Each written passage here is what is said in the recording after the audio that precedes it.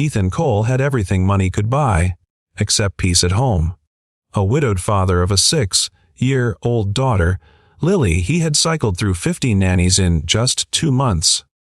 Some quit after a week, others lasted barely a day. They all left with the same complaint. Your daughter is impossible.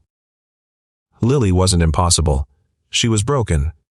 Since her mother's passing, she had built walls higher than Ethan could climb.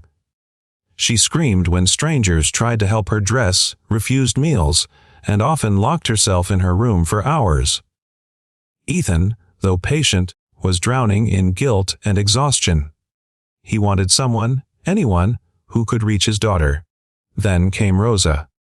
She wasn't a polished nanny from an agency, just a maid the housekeeping company sent when the last nanny stormed out. Ethan almost dismissed her the second she arrived.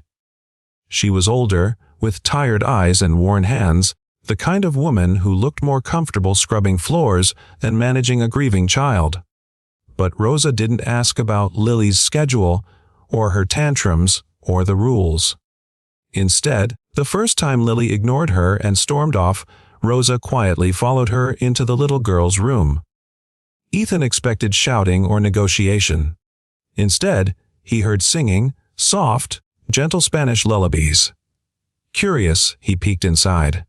Lily wasn't yelling. She wasn't hiding. She was curled up on her bed, silent, as Rosa hummed beside her, folding Lily's stuffed animals into a perfect row. For the first time in months, Lily didn't look angry. She looked calm. Ethan held his breath. Over the next days, Rosa never forced Lily to speak. She didn't bribe her with toys or snacks. She simply showed up, quietly making Lily's bed, leaving little drawings in her coloring books, slipping cookies onto her desk. When Lily threw a fit at dinner, Rosa didn't flinch.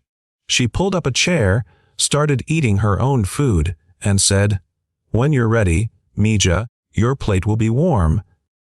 One evening, Ethan returned from work to a sound he hadn't heard in almost a year: laughter. Lily and Rosa were sitting on the kitchen floor, flour dusting their faces, rolling out cookie dough. His daughter was giggling so hard she could barely breathe. That night, Lily brought a cookie to her father and whispered, "Rosa says Mommy used to bake too. Can we bake together tomorrow?" Ethan's throat tightened. His little girl had never spoken about her mother since the funeral. It was Rosa who bridged the silence. Rosa who showed Lily that love didn't disappear. It shifted, it grew, it found new forms. Weeks turned into months. Lily began opening up at school, drawing pictures of her family again, always including Rosa. And Ethan, watching this quiet transformation, realized something he hadn't dared admit. The woman who came to clean his house had ended up mending his home. And for the first time since tragedy had stolen their joy, Ethan felt like maybe, just maybe, they were going to be okay.